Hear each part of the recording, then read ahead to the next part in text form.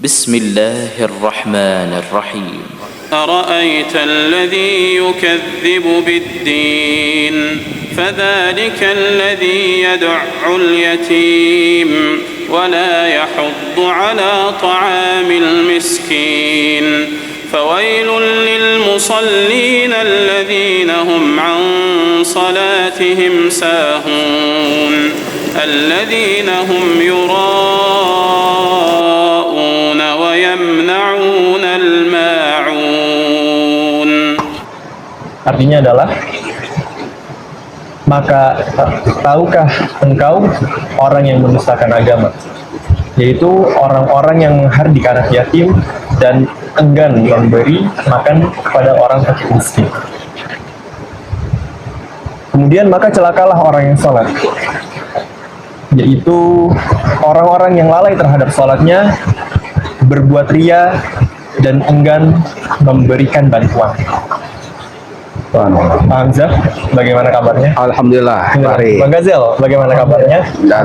Alhamdulillah. Pak, di video kita kali ini, Pak, di pembahasan kita di Masya Allah, kita kembali berada di alam yang Alhamdulillah Allah limpahkan di dunia ini. Masya Allah. Dan kita akan membahas atau mentadaburi Quran, surat Al-Maun lebih tepatnya, yang tadi setelah saya bacakan, Pak. Masya Allah. Nah, di dalamnya itu artinya cukup apa ya, Pak? Cukup dalam, Pak.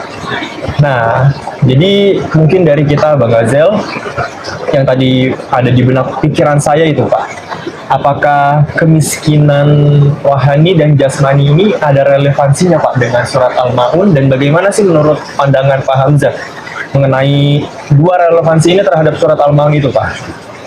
Ya. Bismillahirrahmanirrahim. Fahri, Iya, Pak. Gazel, kalau kita membaca Al-Quran, kita harus ingat, kita harus pasang mental bahwa yang kita baca itu adalah kalamullah, kalam yang pencipta alam semesta ini. Ya, dia memberikan wahyu kepada Rasulullah, dan ini adalah kalam yang dalam sekali. Ibarat di laut tuh udah mutiara-mutiara berkilauan untuk kita renungi, kita resapi, dan kita ambil pelajaran yang sangat berharga. Ya, dari surah Al-Maun ini tadi Fadi sudah melantunkannya. Arwa'aital ladzi yukadzibu biddin, tahukah kamu orang yang mendustakan agama? Dari sini artinya kita yang ditujukan untuk orang yang beragama. Jadi bukan justru untuk orang yang tidak beragama, ya. Siapa tahukah kamu orang yang mendustakan agama? Nah, artinya kan kita orang beragama. Orang-orang yang beragama. Dan kita bisa termasuk ayat ini. Nah, siapakah itu? Yukadzibu biddin, fadzalikal ladzi yad'ul yatim. Orang yang menghardik anak yatim. Anak yatim. Fahri pernah gak menghardik anak yatim? Insya Allah tidak pernah pada anak yatim. Gazel, menghardik nggak pernah, tapi mukul pernah, jangan-jangan nih. Nah, inilah uniknya dalam Al-Quran. Al-Quran memberikan standar yang paling, ya, di bawah.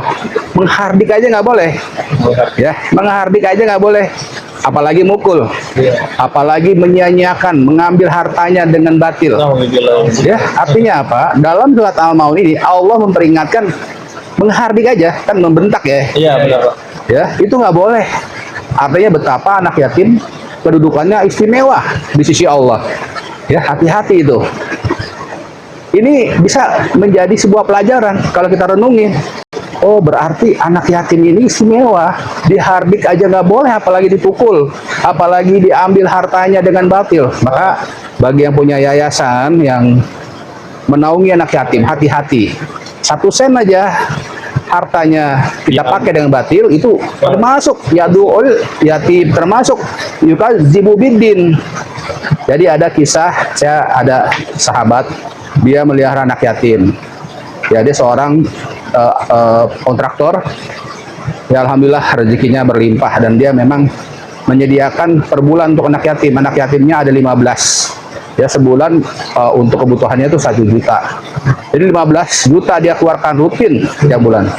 Satu saat saya melihat begitu ininya, ya, konsistennya dia terhadap anak yatim, ya udah saya ikutan deh nyumbang gitu, ya, nyumbang. Jadi oh ya, terima kasih, Nah, semestinya kalau biasanya orang kalau dia nyumbang 15 juta, setiap mengalokasikan 15 juta. Kemudian ada orang yang nyumbang, dia merasa terbantu dong. Iya, pasti. Kalau nyumbang 5 juta, berarti saya tinggal nambahin 10 jutaan gitu.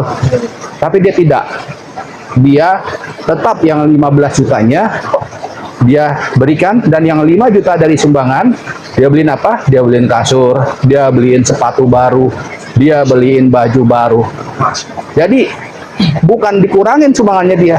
Itu saya tanya, oh kenapa? Kamu kan bisa cuma 10 juta. Oh enggak, saya khawatir saya makan harta anak yatim. Padahal tuh hartanya dia. Begitu berhati-hatinya dia terhadap anak yatim. Dan memang kehidupannya berkah, banyak income-nya, proyeknya sukses terus. Ya, artinya apa? Allah telah memberikan petunjuk, ini anak yatim, hati-hati kamu. Ya, jangan kamu hardik. Artinya kebalikannya dong. Kita sayang, ya. Kita kasih hadiah, kita kasih uang, kita beliin baju. Pasti tetap Allah senang, ya. Dihardik Allah marah. Tadi kalau kita kasih uang kepada yatim, Allah senang, dan itu akan Allah turunkan rezeki buat orang itu.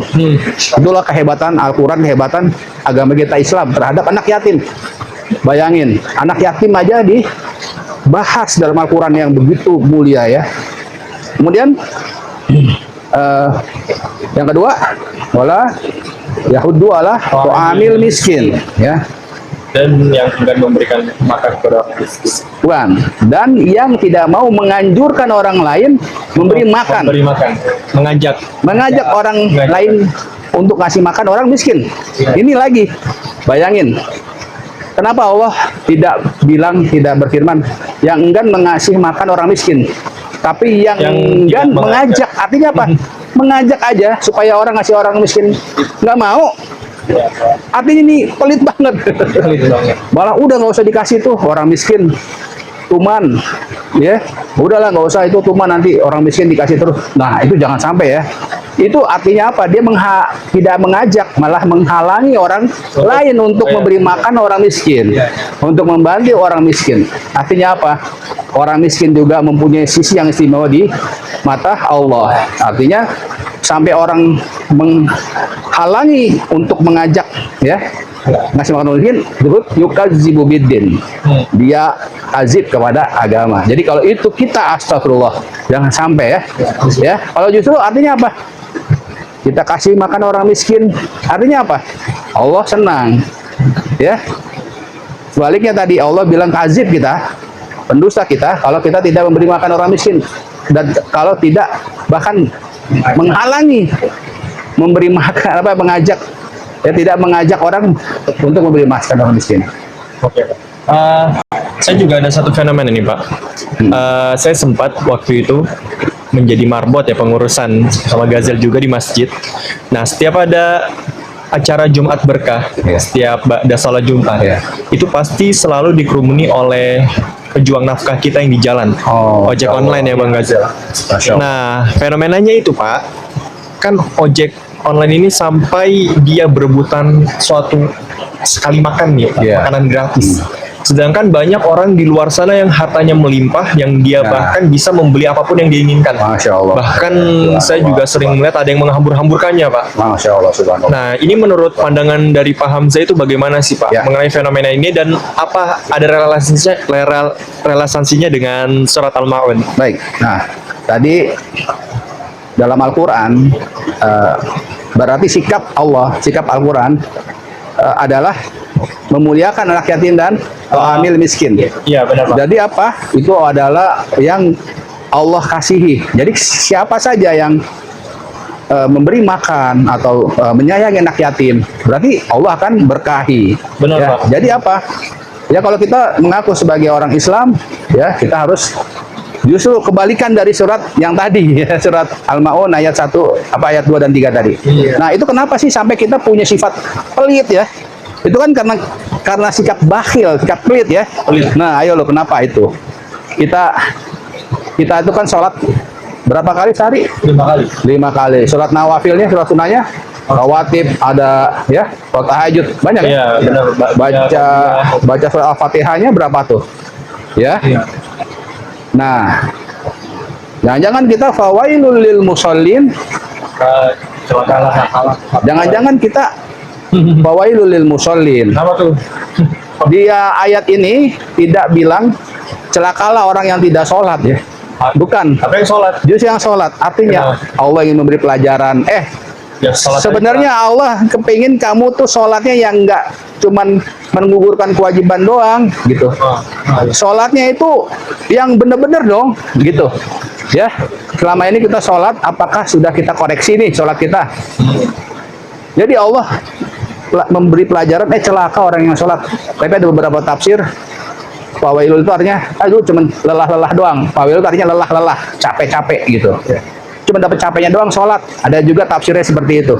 Tapi ketika kita mengetahui redaksi, Allah berfirman celaka kita yang sholat. Nah kita harus merenung dong, mengintrospeksi diri. Kenapa ya?